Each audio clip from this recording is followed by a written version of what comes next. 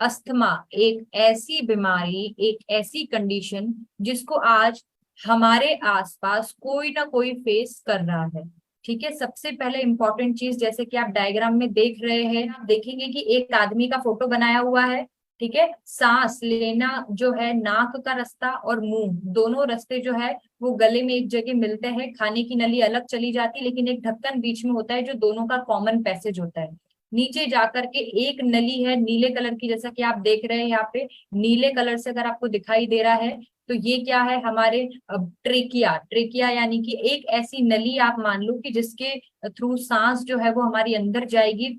ठीक है, जैसे कि हमने सांस ली तो नाक के रास्ते से जो है सांस जाएगी, पूरा जो है ट्रेकिया के अंदर जाएगी, दोनों नली के अंदर विभक्त हो जाएगी, हमारे दोनों लंग्स के अंदर जाएगी। फिर छोटी छोटी जो ब्रांचेस है वहां तक पहुंच के एट लास्ट जो बलून लाइक स्ट्रक्चर बना होता है एल्वेलाई का, वहां पर जाती है। और वहां पर जो ब्लड वेसल्स आती है, जो खून की नलियां आती है, हमारे शरीर का जो गंदी गैस यानी कि कार्बन डाइऑक्साइड हम बोल सकते हैं, जो शरीर के काम की नहीं है, उसको बाहर निकालने के लिए उसी जगह पे जो हमने सांस ली ऑक्सीजन, वहां पर ऑक्सीजन का और कार्बन डाइऑक्साइड का, यानी कि जो सांस बाहर निकालनी है, जो गंदी जो एयर है वो बाहर जो निकालनी है उसका, और जो हमने फ्रेश एयर ली है उसका, दोनों का आदान प्रदान होता है। यानी कि हमने जो सांस ली थी वो हमारे शरीर के बाकी अंगों में जाने के लिए वहां पे एक तरीके से सवार हो जाती है हमारी ब्लड वेसल्स के ऊपर। और जो ब्लड वेसल्स खराब और जो कार्बन डाइऑक्साइड जो खराब गैस लेके आती हैं, वो जो है हमारे लंग्स के अंदर आती है, और फिर इन्हीं सभी ब्रांचेस के थ्रू बाहर एक एक पाइप से होते हुए नाक के रास्ते से वापस बाहर आ जाती है। ठीक है, इसीलिए कहा गया है कि हम लोगों को हमेशा फ्रेश एयर जो है वो इनहेल करना चाहिए। कोशिश करना चाहिए कि हम अपने आसपास में जो एयर पोल्यूशन हो रहा है उससे हम बचें। हम कोशिश करना चाहिए हमें कि हम फ्रेश एयर जितनी हो सके हमारी बॉडी के अंदर ले। हमें कोशिश करना चाहिए कि हम अपनी लंग्स कैपेसिटी को बढ़ाएं। हमें कोशिश करना चाहिए कि हम अपनी सिस्टम की जो अच्छी जो है प्रोसेस हो पाए, उसके लिए हम क्या कर सकते हैं, वो सभी चीजें हमें करना चाहिए। खून को प्यूरिफाई करने का काम करना है। आपको क्या करना है, सिर्फ खून जो है अपने शरीर के ऊपर से नीचे तक का जितना भी पोर्शन है, अंग है, सिर से लेकर के नीचे पैर के अंगूठे तक, वहां तक जो है खून को पहुंचाने का काम करना है। आज हम लोग बात करने वाले रेस्पिरेटरी सिस्टम से रिलेटेड। और रेस्पिरेटरी सिस्टम से रिलेटेड भी बहुत सारी बीमारियां होती हैं, सिर्फ एक या दो बीमारी नहीं होती है, लेकिन बहुत सारी बीमारियों में से आज हम लोग अस्थमा के बारे में जो है बात करने वाले हैं। किस तरीके से किस तरीके से जो है अस्थमा हमारे शरीर को अफेक्ट करता है, किस तरीके से अस्थमा हम लोग समझ सकते हैं कि क्या होता है, और इससे हम लोग जान सकते हैं कि हम खुद को कैसे बचा सकते हैं, किस तरीके से खुद की मदद कर सकते हैं, किस तरीके से हमारे आसपास में अगर कोई है तो हम उनकी मदद कर सकते हैं। अस्थमा होता है। ठीक है, आप ये डायग्राम देखिए, इस डायग्राम के अंदर लंग्स को दो भाग में डिवाइड कर दिया है। वैसे तो जो हमारे लंग्स यानी फेफड़े होते हैं वो दो होते हैं। ठीक है, लेकिन एक तरफ आप देख रहे हैं नीचे नॉर्मल लंग्स लिखा हुआ है, यानी कि आपके उल्टे हाथ की तरफ। ठीक है, और एक नीचे अस्थमैटिक लंग्स, यानी कि आपके सीधे हाथ की तरफ जो है अस्थमैटिक लंग, मतलब दोनों लंग्स को बीच में से जो है डिवाइड कर दिया गया है। डिवाइड करने के बाद में बताया गया है कि किस तरीके से एक हेल्दी लंग्स होते हैं। हेल्दी जो है मतलब जिसमें कोई परेशानी नहीं है, बिना अस्थमा वाला जो है वो स्ट्रक्चर कैसा होगा, और एक अस्थमा वाला जो स्ट्रक्चर है वो कैसा होगा।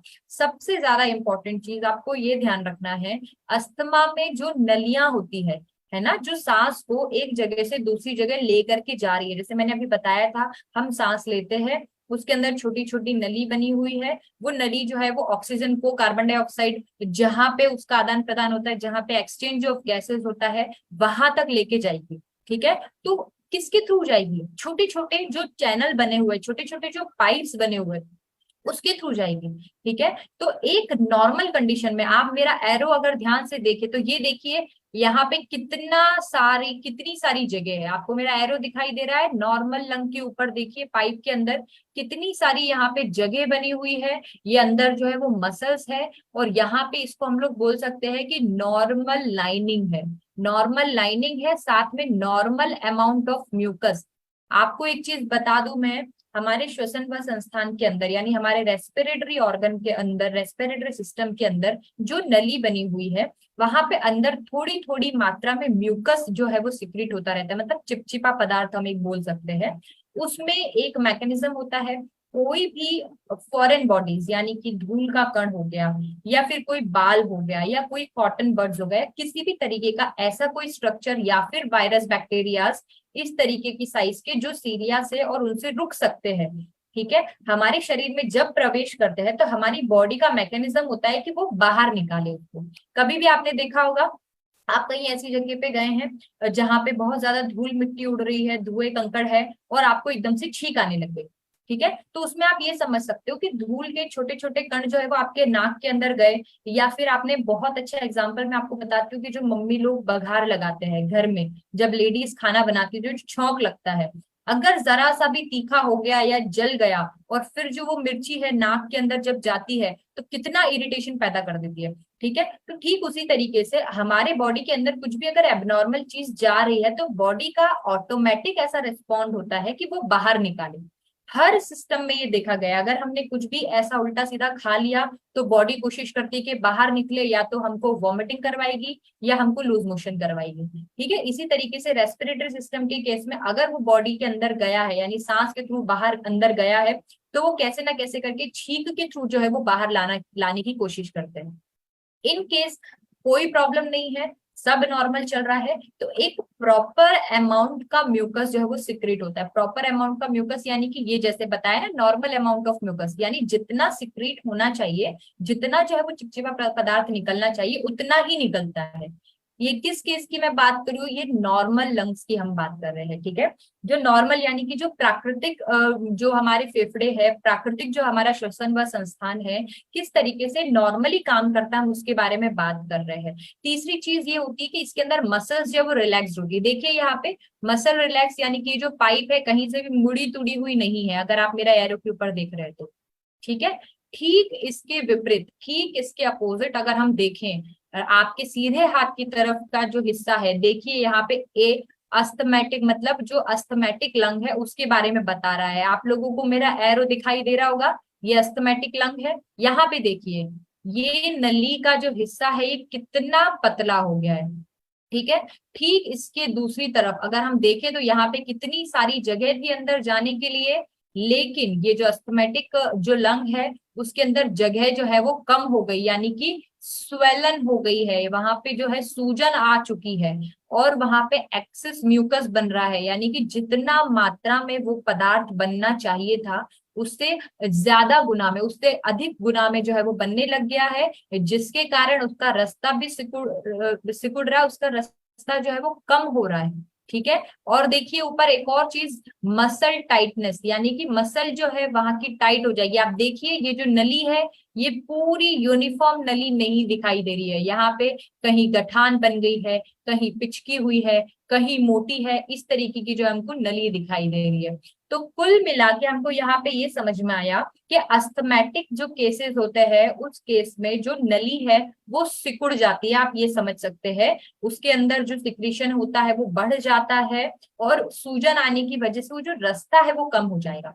अब आप मुझे एक चीज ये बताइए कि फॉर एग्जाम्पल अगर हम लोग किसी भी पौधे को अगर पानी दे रहे हैं और पानी जो है वो पाइप के थ्रू बह रहा है, अगर उस पाइप के अंदर धीरे धीरे धीरे धीरे काई जमती जाएगी तो उसका रास्ता जो है वो सिकुड़ जाएगा। बट फॉर एग्जाम्पल मान लीजिए कि उसके अंदर कोई ऐसा कचरा फंस गया, या बीच बीच में उसके अंदर हमने रास्ता जो है उसका जाम कर दिया, तो क्या हम पानी जो है पौधे तक पहुंचा पाएंगे? पानी पौधे तक नहीं पहुंचेगा। ठीक उसी तरीके से ये जो हमारी नली है, हमारे सांस लेने वाली जो नली है, इसमें क्योंकि सूजन आ जाती है, उसके अंदर और जो है वो सिक्रीशन बढ़ने की वजह से रास्ता जो है वो बंद हो जाता है, मसल्स जो है वो टाइट हो जाती है, यानी कि सिकुड़ जाती है, सिकुड़ जाती है, यानी कि जितना जगह है वो सिकुड़ गई तो उसकी जगह जो है वो कम हो गई। इन सभी कारणों की वजह से सबसे ज्यादा इंपॉर्टेंट चीज पेशेंट फेस करता है कि वो सांस नहीं ले पाता है, ठीक है। इसी चीज को हम लोग बोलते हैं अस्थमा या फिर अस्थमैटिक अटैक होना। सबसे ज्यादा इंपॉर्टेंट चीज हमें ये पता होना चाहिए कि अस्थमा अगर किसी भी पेशेंट को हो रहा है तो उसमें सबसे ज्यादा हमको क्या चीज देखने के लिए मिलेगी, वो पेशेंट सांस नहीं ले पाएगा, ठीक है। या फिर उसको बार बार ऐसे अटैक्स आएंगे कि सांस लेने में उसको परेशानी होगी, वो बहुत घबरा जाएगा। उसको क्या क्या होगा इसके बारे में हम आगे पढ़ रहे हैं, बट ये मैंने एक मोटा मोटा आपको बता दिया है कि what exactly asthma is. Asthma क्या है? एक ऐसी कंडीशन है जिसमें आपके फेफड़ों की जो नलियां हैं वो सिकुड़ जाती है। ठीक है, फेफड़ों की नलियां जो है वो सिकुड़ जाती है या रास्ता जो है वो कम हो जाता है किसी भी कारण से, तब आपको ये चीज समझ में आएगी कि सांस लेने में इस वजह से जो है वो परेशानी हो रही है। ठीक है, एक तरीके से देखिए इस डायग्राम में बताने की कोशिश की गई है कि किस तरीके से हमको सांस लेने में परेशानी होती है। म्यूकस जो है वो थिक आता है, यानी कि गाढ़ा गाढ़ा जो है म्यूकस आने लगता है, सांस लेने में हमको परेशानी होती है। जो लंग्स है वो टाइटनेस, यानी कि ऐसा लगता है जैसे किसी ने पत्थर रख दिया है, हमारे जो फेफड़े है वो किसी ने बांध दिए हैं। ठीक है, नेक्स्ट इज सांस जब हम लोग लेंगे और छोड़ेंगे तो हमारे फेफड़ों से एक आवाज आएगी। ठीक है, गर्र गर्र करके एक आवाज सुनाई देती है। ऐसा लगता है कि जैसे कोई चीज बीच में अटक रही है ना। वो अटकने का कारण यही है कि एक तो वो नली जो है वो सिकुड़ रही है, और साथ में सबसे ज्यादा इंपॉर्टेंट चीज उसके अंदर क्या हो रहा है कि उसके अंदर बहुत ज्यादा म्यूकस बन गया है। ठीक है, आपने देखा होगा जो छोटे बच्चे होते हैं, फ्रूटी वगैरह जो लोग पीते हैं, तो उसके अंदर वो पाइप से जब हवा छोड़ते हैं, ठीक है, अंदर फ्रूटी की तरफ, तो किस तरीके से बबल्स बनने लगते हैं, तो बबल्स की आवाज आती है। जब हम पीते हैं तो बिल्कुल साफ। तो कहने का मतलब जब रास्ता जो है वो क्लियर होगा बिल्कुल, या उसमें कोई रुकावट नहीं होगी, तो सांस जो है वो बिल्कुल अंदर बाहर होने लगेगी। लेकिन इन केस खाली रास्ता जो है वो नहीं है, बबल्स अगर बन रहे हैं या कुछ ना कुछ लिक्विड केस में आ रहा है, तो उसमें हमको आवाज जो है वो सुनाई देगी। ठीक है, सबसे ज्यादा इंपॉर्टेंट चीज हमें ध्यान रखना है कि ब्रेस्ट मतलब जो हमारा चेस्ट रीजन जो है, वहां पे बहुत हमको टाइटनेस फील होगी और सांस लेने में जो है वो परेशानी होगी। ये इसका मेन जो है हम लोग देख सकते हैं कि कौन पेशेंट है जिसको ये परेशानी हो सकती है। हम समझ सकते हैं कि किस पेशेंट को ये परेशानी हो सकती है। ठीक है, यहाँ पे देखिए वही चीज बताई गई है जो मैंने आपको पहले वाले डायग्राम में बताया था कि क्या अस्थमा एग्जैक्टली क्या चीज अस्थमा होती है। अस्थमा जो है अगर हम देखें, हमारे जो सांस लेने वाली जो नलियां हैं, जो रास्ते हैं, उस रास्ते को किस तरीके से जो है वो सुजा देती है, वहां सूजन आ जाती है, वहां पे बहुत ज्यादा जो है वो म्यूकस जो है वो बनने लगता है, जो नलियां है वो सिकुड़ जाती है, जिसके कारण से हमको सांस लेने में परेशानी होती है। अगर हमको सांस लेने में परेशानी होगी तो हम प्रॉपर तरीके से हम ऑक्सीजन हमारी बॉडी के अंदर नहीं पहुंचा पाएंगे, प्रॉपर तरीके से जो कार्बन डाइऑक्साइड है वो बाहर नहीं आएगी, और अल्टीमेटली अगर इस कंडीशन को जल्दी से हमने राहत नहीं दिलाई तो ठीक उसी तरीके से इंसान की मृत्यु भी हो सकती है। जैसे कोई इंसान सांस नहीं लेगा, उसका गला दबा दिया जाएगा या उसका नाक दबाने से जिस तरीके से मृत्यु हो जाती है। ठीक है, बट बहुत सारे केसेस में ऐसा नहीं होता। हम पेशेंट को बचा लेते हैं क्योंकि उसको पता होता है कि हमारे साथ ये कंडीशन है, वो अपनी सारी दवाइयां जो है उसके साथ में रखता है। सबसे ज्यादा मेन इंपॉर्टेंट चीज आपको ये ध्यान ही रखना है कि नॉर्मल जो है उस केस में पेशेंट को कोई परेशानी कोई एबनॉर्मेलिटी नहीं है, लेकिन अस्थमा के केस में जो मैंने आपको चीजें बताई है वो सभी चीजें होंगी कि जो रास्ता है वो सिकुड़ जाएगा, साथ में म्यूकस जो है वो बनने लगेगा, जो रास्ता है वो सूज जाएगा, वहां पे जो है वो सूजन होने लगेगी। ठीक है, अब हम कैसे पहचानेंगे कि कोई भी पेशेंट जो है उसको अस्थमा की परेशानी हो सकती है, या हम खुद कैसे जानेंगे कि हमको ये परेशानी हो रही है। ठीक है, सबसे ज्यादा इंपॉर्टेंट वीजिंग, यानी जैसे मैंने बताया था कि हम सांस जब लेंगे छोड़ेंगे तो हमको सांस में आवाज सुनाई देगी। ठीक है, आपको इतना गौर करने की जरूरत नहीं है क्योंकि कई बार ये आपको नॉर्मली जो है वो सुनाई नहीं देगी, वो स्टेथोस्कोप लगाने से सुनाई देता है। जब डॉक्टर जो है वो चेक करते हैं कान में लगा करके स्टेथो से, तब उनको जो है वो आवाज जो है वो क्लियरली सुनाई देती है। बहुत ज्यादा आपको परेशान होने की जरूरत नहीं है, बट ये एक सुपरफिशियल मैंने एक आइडिया देने के लिए आपको बताया है।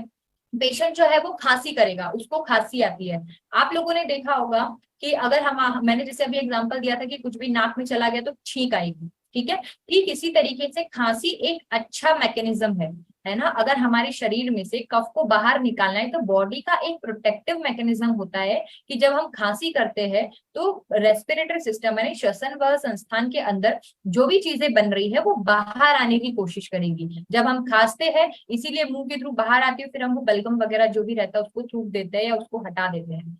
ठीक है। इसका एक सबसे ज्यादा इंपॉर्टेंट चीज यही है, क्योंकि रास्ता जो है वो जाम हो गया है, शरीर जो है वो चाहता है कि वो सांस ले, इस कारण से हम खांसी करके कोशिश करते हैं कि कभी वो रास्ता जो है वो क्लियर हो जाएगा, तो हम खांसी जो है वो भी हम बहुत पेशेंट्स के अंदर देख सकते हैं। शॉर्टनेस ऑफ ब्रेथ यानी सांस लेने में जो है उनको परेशानी होगी, ये सबसे ज्यादा मेन इंपॉर्टेंट चीज है, सबसे ज्यादा अच्छे से आप इससे पहचान सकते हैं। उनकी हृदय की गति जो है वो बढ़ जाएगी, बहुत ज्यादा जो है उनको हृदय की गति जो है सुनने लगेगी, महसूस होने लगेगी, धक धक जो है एक नॉर्मल पेशेंट जो बोलता है कि मेरे को बहुत ज्यादा तेज जो है धड़कन बढ़ जाती है, ठीक है। तो वही चीज इसके अंदर होगी। सबसे ज्यादा इंपॉर्टेंट चीज, सांस एक तो वो नहीं ले पा रहा है, और एक उसको सांस लेने में दिक्कत हो रही है, दोनों में अंतर है। एक तो वो सांस ले ही नहीं पा रहा है, बिल्कुल भी नहीं ले पा रहा है, और एक केस ये है कि जिसमें उसको सांस लेने में बहुत ज्यादा ताकत लगानी पड़ रही है, या अपना जो पोस्चर है वो चेंज करना पड़ा है। जब वो खड़ा होगा तो उसको लगेगा कि हाँ मुझे राहत है, जब वो लेटा हुआ रहेगा तो वो सो नहीं पाएगा, ठीक है। जब वो बैठेगा तब उसका उसके कारण जो है वो धीरे से सांस ले सकता है, ठीक है। नेक्स्ट, स्किन जो है वो पेल हो जाएगी, पसीना पसीना हो जाएगा पेशेंट, उसको बहुत ज्यादा चिपचिपा होने लगेगा, बिल्कुल जैसे हम लोग बोलते हैं जिसको घबराहट होने लगती है पेशेंट को, ठीक है। ठीक इसी तरीके से चेस्ट टाइटनेस आपको देखने के लिए मिलेगा, पेशेंट सो नहीं पाएगा, उसको कुछ भी निगलने में परेशानी होगी। तो ये एक मोटा मोटा बहुत सारे कारण है, जरूरी नहीं है कि सभी के अंदर हमको ये चीजें दिखाई दे।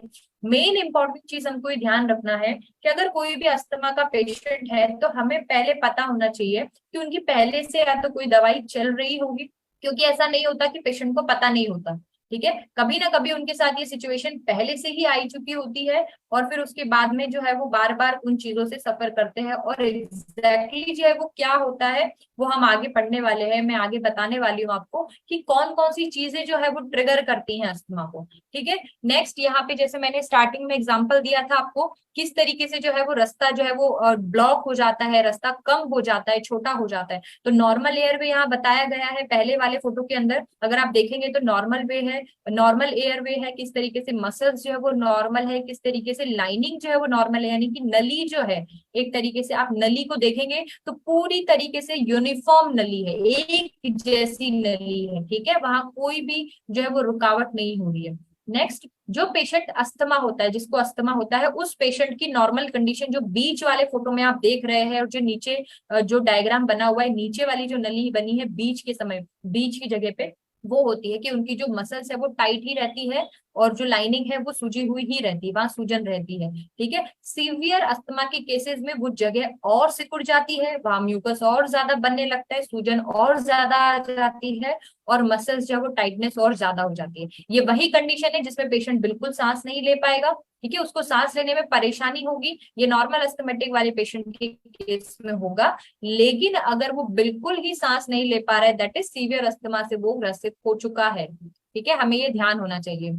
ये देखिए डायग्राम, फिर से मैंने कोशिश किया है कि डायग्राम से आपको मैं बता पाऊं कि एग्जैक्टली जो है वो क्या कंडीशन हमारे सामने आती है अस्थमेटिक के केसेस में, नॉर्मल केस में, और जो अगर बहुत ज्यादा जो अटैक किसी पेशेंट को, जैसे हम बोलते हैं कि अस्थमेटिक अटैक आया हुआ है, ठीक है, तो उस केस में क्या होता है कि जो बिल्कुल ही अगर रास्ता जो है वो कम हो जाएगा, लाल कलर से जो बना हुआ है गोला, ये देखिए, ये जो लाल कलर का जो गोला है आपको, मेरा अगर एरो दिख रहा है, रेड कलर से जो लिखा हुआ है, एक ब्लू कलर से लिखा हुआ है यहाँ पे, एक येलो ऑरेंज कलर टाइप में लिखा हुआ है, और एक जो है वो रेड कलर से यहाँ पे दर्शाया गया है कि किस तरीके से मसल्स जो वो टाइट हो गई है, पाइप जो है सारी, इनके अंदर बिल्कुल यूनिफॉर्मिटी नहीं है।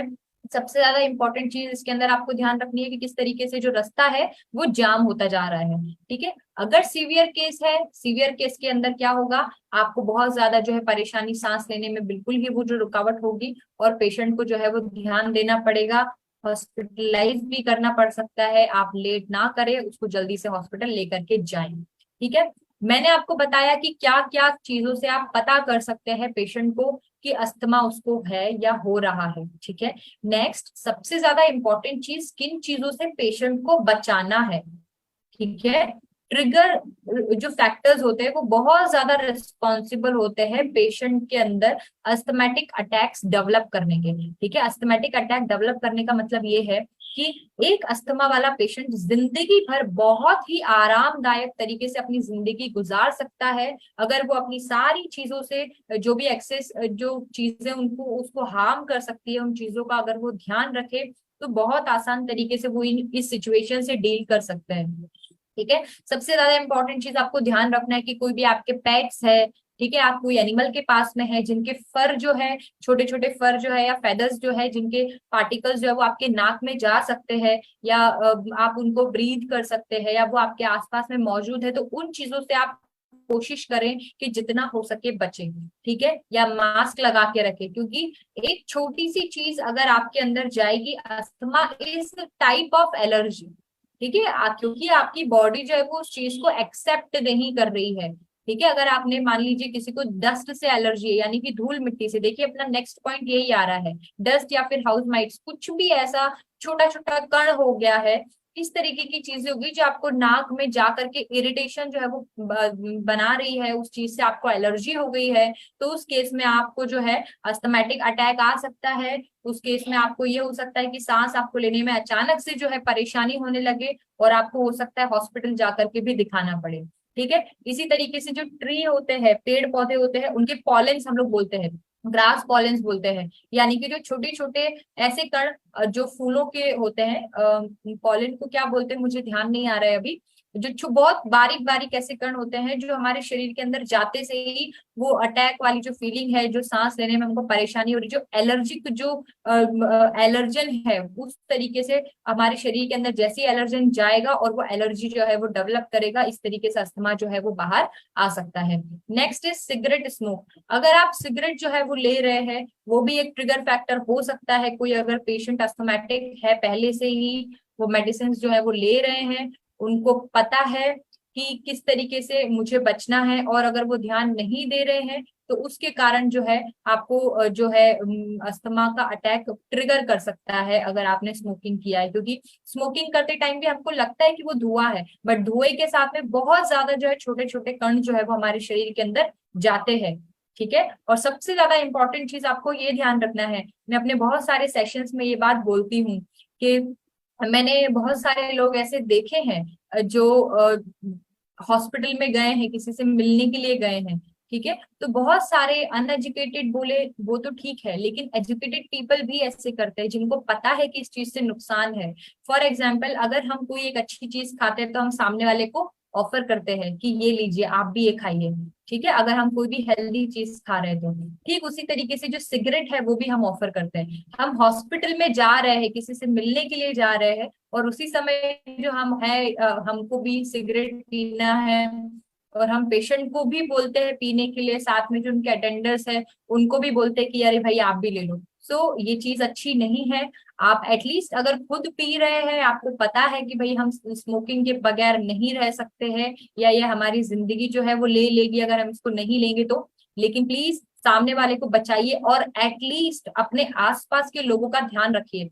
ठीक है, दो तरीके की स्मोकिंग होती है, एक एक्टिव स्मोकिंग और एक पैसिव। एक्टिव स्मोकिंग में क्या होता है कि मैंने सिगरेट लिया, ठीक है, पैसिव में क्या होगा कि जो मैं धुआं छोड़ूंगा, मेरे साथ में जो बैठा है उसके अंदर भी धुआं जाएगा, दैट इज पैसिव स्मोकिंग। क्योंकि वो प्रॉपरली जो है वो सिगरेट नहीं ले रहे हैं, लेकिन धुआं तो उनकी बॉडी के अंदर भी जा रहा है ना।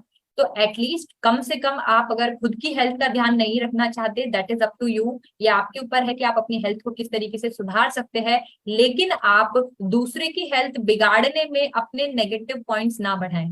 ठीक है, तो यहाँ पे क्योंकि ये सिगरेट स्मोक वाला इतना बड़ा हो गया है टॉपिक, ये मुझे याद आ गया था इसलिए मैंने बताया। तो आप लोगों को बचना है स्मोकिंग से। जो पेशेंट्स अस्थमैटिक वाले हैं, जिनको सांस लेने में परेशानी होती है, उनको बता देना है कि बाबा बीड़ी सिगरेट पीना छोड़ दो। ठीक है, उनको बताना है कि हुक्का वगैरह नहीं पीना है, इसकी वजह से हो सकता है कि आपको अस्थमा का अटैक जो है बार बार आए, या हो सकता है कि वो बढ़े।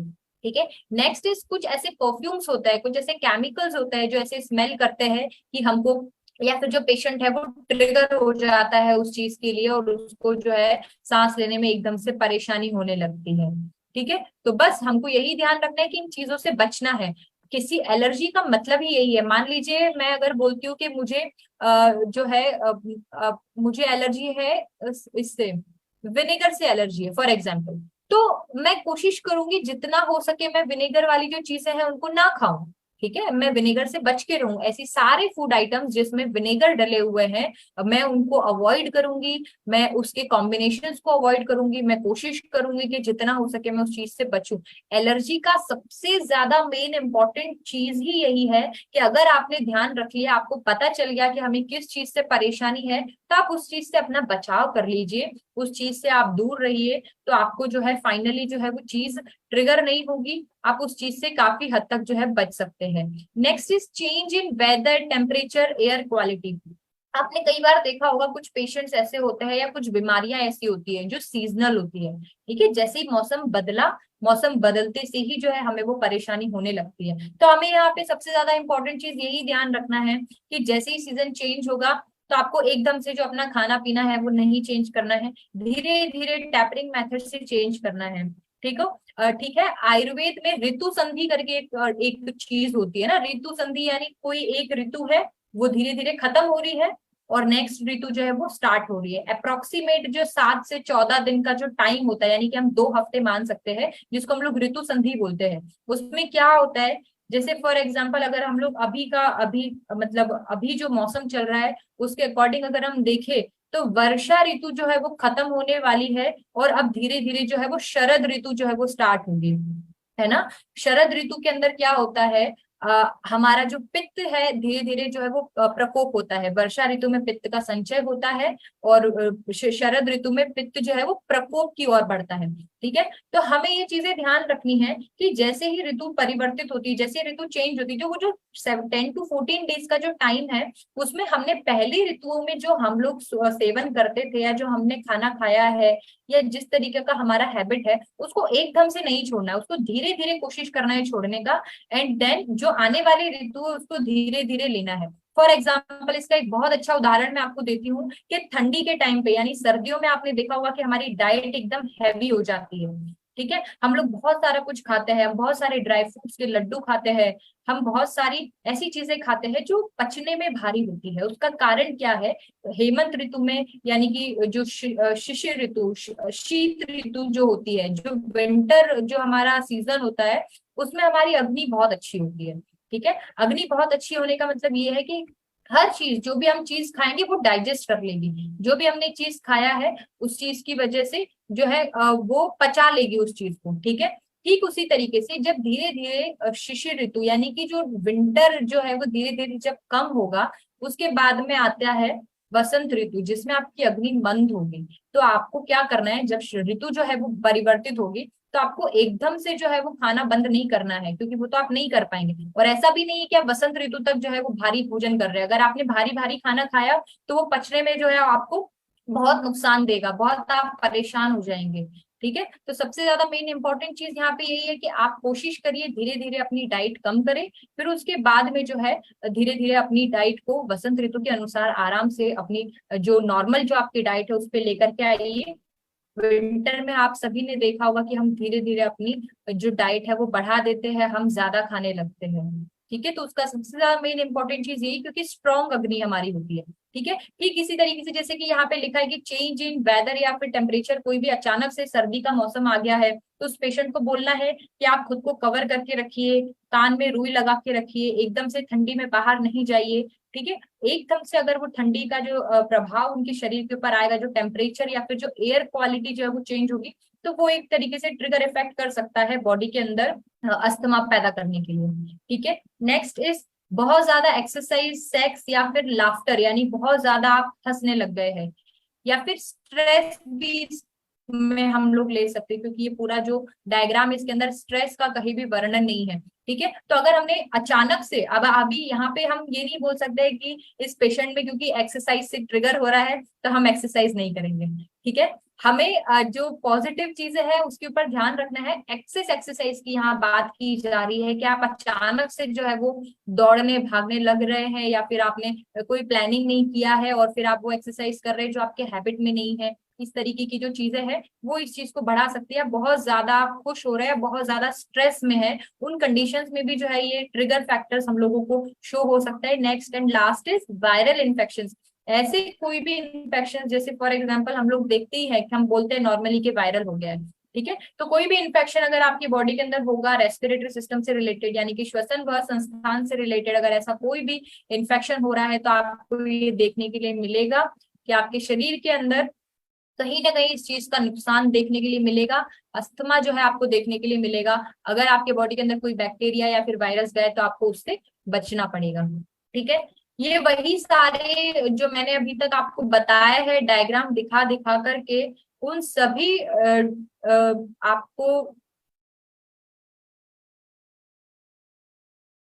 आपको ये ध्यान रखना है कि किस तरीके से अगर हम देखें यहाँ पे जैसे वार्निंग साइन लिखा हुआ है और एक में सिम्टम्स लिखा हुआ है।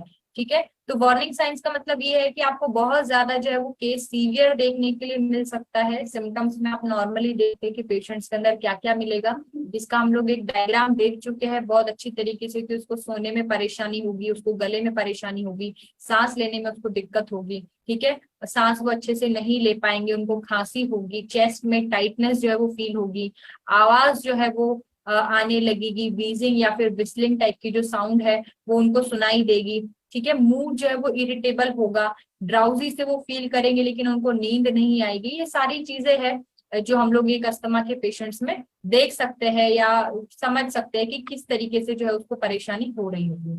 जैसे कोई भी एक अस्थमा है उसका जोन हम कैसे डिसाइड करेंगे, तो यहाँ पे बताया गया है कि अगर आपको खांसी नहीं है, आवाज नहीं आ रही है, चेस्ट टाइटनेस भी आपको फील नहीं हो रही है, या फिर शॉर्टनेस ऑफ ब्रेथ नहीं है, सांस लेने में परेशानी नहीं है, चाहे दिन में चाहे रात में आप आराम से अपना काम कर पा रहे हैं, खेल पा रहे हैं, अच्छे से सो पा रहे हैं, तो इसका मतलब ये है कि आपने बहुत अच्छे से जो है मेडिसिन लिया है लॉन्ग टर्म पे।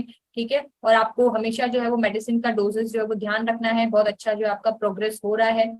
लेकिन फॉर एग्जाम्पल अगर ऐसा है कि आपको खांसी होती है, व्हीजिंग साउंड आती है, मतलब सांस लेते समय आपको आवाज सुनाई दे रही है, चेस्ट में जो है वो टाइटनेस है, तो मतलब सांस लेने में अगर आपको परेशानी हो रही है, या आप एक्सरसाइज कर रहे हो उस समय पे आपको परेशानी हो रही है, तो आपको सबसे ज्यादा इम्पोर्टेंट चीज ये करना है कि आपको अपने डॉक्टर से कंसल्ट करना है, उनसे बात करनी है किस तरीके से आप इस चीज से बच सकते हैं। बहुत सारे लोग जो है पफ का यूज करते हैं, पफ का यूज जो है वो बढ़ा देना है अगर बहुत ज्यादा इंपॉर्टेंट प्रॉब्लम। हमको ये ध्यान होना चाहिए कि किस समय पे हमको हमारे डॉक्टर से जाके कंसल्ट करना है, क्योंकि ये एक इमरजेंसी केस है। ठीक इसी तरीके से देखिए रेड कलर का जो जोन बना हुआ है इसके अंदर पूरी तरीके से अगर आप देखें तो ब्रीदिंग जो है वो बहुत ज्यादा हार्ड हो जाएगी, फास्ट, क्योंकि वो सांस नहीं ले पा रहे हैं। तो वो थोड़े थोड़े जो है इंटरवल्स में जो है वो सांस लेना स्टार्ट कर देंगे, आपको दिखाई देगा बहुत ज्यादा वो अपनी नॉर्मल एक्टिविटीज नहीं कर पाएंगे बिल्कुल भी। ठीक है। सबसे ज्यादा मेन इंपॉर्टेंट चीज आपको यही ध्यान रखना है कि आपको आपको अपना इनहेलर जो है वो साथ में रखना है, अपने डॉक्टर से संपर्क करना है, एम्बुलेंस या फिर कोई भी इमरजेंसी की कंडीशन में आपको हॉस्पिटल को जरूर दिखाना है। ठीक है। नेक्स्ट।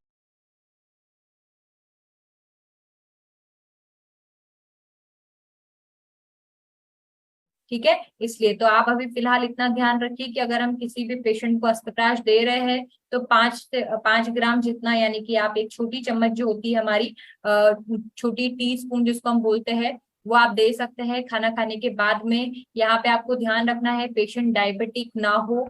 अगर पेशेंट डायबिटिक है तो उनकी blood sugar level please control हो, इस चीज का आप ध्यान रखें, उसके बाद में ही पेशेंट को अस्त्रप्राश दें। ठीक है। एन स्टिल टैबलेट्स दे सकते हैं अपना, 2-2 गोली सुबह शाम खाना खाने के बाद में, कैप्सूल गिलॉय दे सकते हैं, आंवला दे सकते हैं, 2-2 सुबह में शाम में खाना खाने के बाद में। आप चाहे तो इसका स्क्रीनशॉट ले सकते हैं। ठीक है। ताकि अगर इन केस कभी ऐसा मौका पड़े कि आपको समझ नहीं आ रहा है कि आपको किस तरीके से बताना है पेशेंट को कि कैसे लेना है, तो आप ये चीजों का ध्यान रख सकते हैं। अस्थल कफ सिरप आप दे सकते हैं। अस्थल कफ सिरप में 5 to 10 ml हमको लेना है, एक बार में 4 बार लेने के लिए बोलना है पेशेंट को। 4 बार लेने के लिए हम बोलेंगे, सुबह में, दोपहर में, शाम में और रात में। ठीक है। अगर पेशेंट नॉर्मल एज में है, 18 से 20 साल तक में, 22 साल में है, 5 ml हम बोलेंगे। ठीक है। उसके बाद में सबसे ज्यादा इंपॉर्टेंट चीज ये है कि हमें ध्यान होना चाहिए कि 4 बार दे रहे इसको लेने के बाद में पानी नहीं पीना है। ठीक है। सीबकथॉर्न जूस देना है 30-30 ml सुबह शाम, खाना खाने के पहले बराबर मात्रा में पानी मिलाकर। ठीक है। ये सारी चीजें हम लोगों को पेशेंट को बोलना है। सभी की सभी एक साथ देना है ऐसा जरूरी नहीं है, डिपेंड करता है कि पेशेंट जो है उनको क्या एग्जैक्टली प्रॉब्लम हो रही है, हमको इसके साथ में और कोई दूसरी मेडिसिन भी ऐड करना है क्या, क्योंकि हम ये नहीं बोल सकते हैं कि आप 10 दवाइयां एक साथ ले लो। ठीक है, फाइनेंशियली भी वो सपोर्ट नहीं करेंगे खुद को कि हम इतनी सारी दवाई खा ले, और उनकी बॉडी भी सपोर्ट नहीं करेगी। ये बात मैं हर बार बोलती हूँ, हर बार मैं आपको समझाने की कोशिश करती हूँ। आयुर्वेद में अग्नि का बहुत बहुत ज्यादा इम्पोर्टेंट रोल है। अगर आपकी अग्नि अच्छी है, अगर आपकी अग्नि जो है वो बलशाली है, तो आप कोई भी मेडिसिन लोगे, कोई भी खाना खाओगे, कोई भी डाइट लोगे, वो अच्छे से डाइजेस्ट हो जाएगी। आप जो भी चीज ले रहे हैं वो पूरी तरीके से पोषण आपके शरीर को देने की कोशिश करेगा, दे पाएगा। अगर आपकी उसी जगह अगर अग्नि मंद है, तो वो ना केवल उस बीमारी को ठीक नहीं कर पाएगा, बल्कि और दूसरी बीमारियां भी कर सकता है।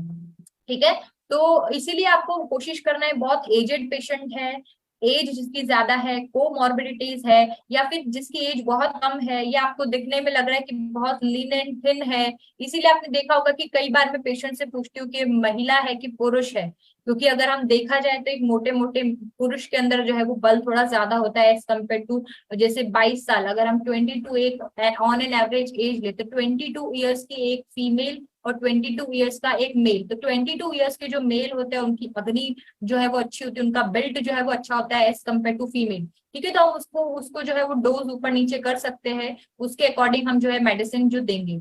ठीक है, आपने कई बार देखा होगा, मुझे बहुत अच्छा लगता है जब हमारे जो डिस्ट्रीब्यूटर्स है बहुत सारे कॉल करके बताते हैं पेशेंट का कि भाई इनका वेट इतना ज्यादा है ना, इतना अच्छी तरीके से हिस्ट्री ली जाती है, कुछ कुछ के द्वारा बहुत अच्छे से एक्सप्लेन करके बताया जाता है कि मेरा नाम ये है, मैं यहाँ से बात कर रहा हूँ या कर रही हूँ। उसके बाद में हम जिस पेशेंट के बारे में बात कर रहे हैं वो महिला है, इतने साल की है, या पुरुष है, इतने साल के हैं, उनको ये परेशानी हो रही है और ये इतने समय से परेशानी हो रही है। ठीक है, तो मुझे कुछ भी क्रॉस क्वेश्चन करने की जरूरत नहीं पड़ती उस केस में।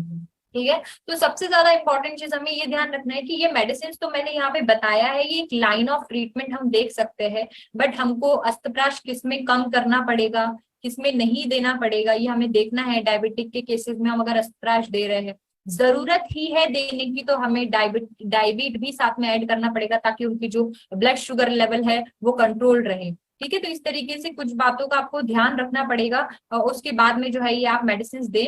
इन मेडिसिन के अंदर ऐसी कौन सी चीजें होती है वो हम लोग अपने जो दूसरा अपना हेल्थ अवेयरनेस जो प्रोग्राम है उसके अंदर हम लोग डिस्कस करेंगे।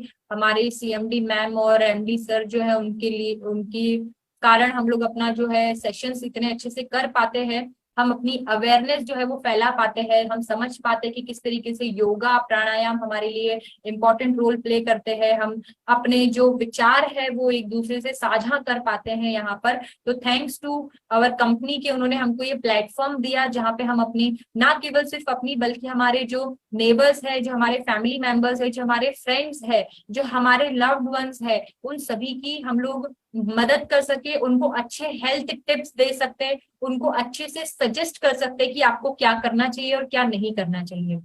ठीक है, सो लेट्स हम अपना जो नेक्स्ट पॉइंट है, डाइट, हमने मेडिसिन तो बता दिया है, और सबसे ज्यादा इंपॉर्टेंट चीज ये कि हमारी बॉडी में फिजिकली जो है हम किस तरीके से हमारी ऐसी चीजें कर सकते हैं जो योगा में प्राणायाम में जो हमको एक अस्थमैटिक अटैक में या फिर अस्थमा के पेशेंट में मदद करेगा बॉडी को रिलैक्स होने में, और ये जो सारे सिम्टम्स है उससे लड़ने में। तो अर्ध मत्स्येंद्र आसन जो है वो इस तरीके का एक आसन है। ये देखिए जो फर्स्ट पिक्चर बनाया हुआ है इसमें किस तरीके से जो है लड़की जो है वो अर्ध मत्स्येंद्र आसन जो है परफॉर्म कर रही है। आजकल आप यूट्यूब पे भी अलग अलग वीडियोस देख सकते हैं अर्ध मत्स्येंद्र आसन का, किस तरीके से जो है वीडियो आ जाता है, हमें पता चल जाता है कि किस तरीके से वीडियो हम लोग प्ले करके देख सकते हैं। नेक्स्ट इज पवन मुक्तासन। पवन मुक्तासन के केस में भी हम लोग पेशेंट को लेटने के लिए बोलेंगे, फिर दोनों लेग्स जो है वो अपने पास लेकर के आएंगे, और फिर उसको बाहर वापस से पैर को जो है वो दूर लेके जाना है। उष्ट्रासन करना है। ठीक है, अपने नी के ऊपर आपको इस तरीके से खड़ा हो जाना है, पीछे बैक की तरफ जो है अपनी जो एड़ियां है उनको इस तरीके से पकड़ना है जैसे इस डायग्राम में बताया हुआ है। तो इस तरीके से हमारे बॉडी के अंदर जो है काफी ज्यादा जो है हमारी मदद करने वाले जो है ऑर्गन्स हम लोग देख सकते हैं, योगा किस तरीके से सपोर्ट करता है। नेक्स्ट सेतु बंधासन, ब्रिज पोज, इसके अंदर बताया गया है कि कैसा नहीं करना है। इनकरेक्ट पोज भी बताया है, करेक्ट पोज भी बताया है। तो आपको जो ऊपर वाला है ना, जहाँ पे ये देखिए, ये जो ऊपर वाला है, डू दिस नॉट दिस, ऐसे नहीं करना है, इस तरीके से करना है। तो कुल मिला के ये आपको मसल्स जो है वो स्ट्रॉन्ग करेंगे, इस तरीके से जो एलर्जेंस है उनसे बचाएंगे। अलग है। नेक्स्ट इज भुजंगासन। भुजंगासन आप लोगों ने देखा होगा, बहुत सारे केसेस में हम बोलते हैं पेशेंट को करने के लिए। कोबरा पोज जिसको हम लोग नॉर्मली जो है बोला जाता है, ठीक इसी तरीके से आपको देखना पड़ेगा कि हम अपने अपने जो पेशेंट्स हैं उनको बोले कि किस तरीके से आप अपनी डाइट के साथ में अपनी जो ट्रिगर फैक्टर्स है उनको दूर रखते हुए अपनी मेडिसिन के साथ में कितनी आसान तरीके से आप अपनी जिंदगी जो है बहुत अच्छे से जी सकते हैं। नेक्स्ट इज अनुलोम विलोम प्राणायाम आप कर सकते हो, जिसमें आपको बहुत ज्यादा रिलैक्स मिलेगा। अस्थमा का ट्रिगर होने का सबसे एक मेन फैक्टर इज स्ट्रेस। अगर आप स्ट्रेस में रहेंगे तो अस्थमा जो है वो ट्रिगर हो सकता है। आप लोगों को मैं फिर से बता दूं, ब्लड प्रेशर, डायबिटीज, अस्थमा, ये ऐसी बीमारियां हैं जिसमें जहां पे आपने अपने दिमाग पर जोर डाला, जहां पे आपने स्ट्रेस लिया, तो सबसे ज्यादा मेन इंपॉर्टेंट चीज आपको क्या होगी कि ये सभी बीमारियां जो है वो बढ़ जाएगी। शुगर बढ़ी हुई आएगी, है ना, ब्लड प्रेशर जो है वो बढ़ जाएगा। अस्थमा के केसेस में अस्थमेटिक अटैक आपको आ सकता है। ठीक है, तो आपको सबसे ज्यादा मेन इंपॉर्टेंट चीज ये ध्यान रखना है कि आप पेशेंट को बोलिए कि आप अनुलोम विलोम करिए, प्राणायाम करिए, कपालभाति करिए। ठीक है, भ्रामरी प्राणायाम भी आप बोल सकते हैं, जिसका डायग्राम भी हमारे पास नहीं है। ठीक है, सुखासन में बैठ के आप अपनी बॉडी को रिलैक्स कर सकते हैं। बटरफ्लाई पोज जिसको हम लोग बोलते हैं तितल्यासन, वो आप कर सकते हैं। शवासन कर सकते हैं, सिर्फ नॉर्मली जो है अब लेटना है, अपनी हथेलियों को आसमान की तरफ रखना है, गर्दन को किसी भी एक डायरेक्शन में जो है साइड में करके आपको सांस अंदर लेना छोड़ना, इस तरीके से अपने श्वास के ऊपर ध्यान देना है। कोबरा पोज में बता चुकी हूँ, ब्रिज पोज अपने पहले दिख लिया है। तो इस तरीके की जो चीजें हैं, इससे आप अपनी बॉडी को, ना केवल बॉडी को स्ट्रॉन्ग करेंगे, साथ में अपने मन को भी स्ट्रॉन्ग करेंगे। और मन को स्ट्रॉन्ग करने के कारण सबसे ज्यादा अच्छी चीज ये होगी कि आप अपना जो ट्रिगर फैक्टर है उसको कम कर रहे हैं। ठीक है, ट्रिगर फैक्टर को कम करने से सबसे ज्यादा इंपॉर्टेंट चीज आपको ये पता होना चाहिए कि हम क्या ऐसी चीजें कर सकते हैं कि जिससे हम इस कंडीशन से बच सकें। ठीक है, यहाँ पे मैं आपको ये बताना चाह रही हूँ कि अगर आपको अस्थमा हो गया तो मीन्स वो लाइफ टाइम आपके साथ में रहेगा। यू हैव टू डिसाइड कि आपको उसके साथ एडजस्ट कैसे करना है। जैसे मैंने बताया, ट्रिगर फैक्टर से बचे तो आपको ये पता होना चाहिए कि भाई हम धूल मिट्टी वाले रास्ते में ना जाएं। अगर जा रहे हैं तो मास्क लगाए, ज्यादा स्ट्रेस नहीं लेना। ठीक है, मतलब खुद की जिंदगी के अंदर बहुत ज्यादा जो है वो कांटे नहीं बोने हैं, है ना। कोशिश करना है कि शांतिपूर्ण जिंदगी हम जिए, हमारे साथ वालों को भी जीने दें, और हम सपोर्ट करें लोगों को कि वो भी अपनी जिंदगी शांतिपूर्ण तरीके से जिए। क्योंकि कहा भी गया है कि क्या लेके आए थे क्या लेके जाओगे। ठीक है, आई होप आप सब लोग बहुत अच्छे से पूजा पाठ करते हैं, वो भी एक बहुत अच्छा